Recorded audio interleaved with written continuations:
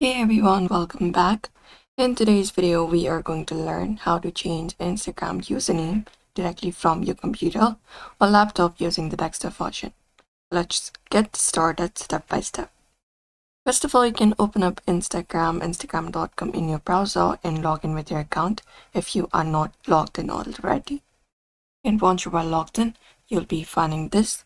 Now what you need to do is you need to select your profile at the top right corner of your screen, or you can go to this section right here and find your profile and click on it and open up your profile like this. Now once you open up your profile on your screen, you need to find the option for edit profile on your page and click on it and open it up on your screen. And there we go. Now if you'd like to change your username, what you need to do is basically go to the section of Meta for personal details and open it up. And once you are here, select your Instagram account from profiles, or just go over here and there you'll be finding name username section. So go over the username section and open it up. Now you can cancel this out and you can just go ahead and type the new username that you would like.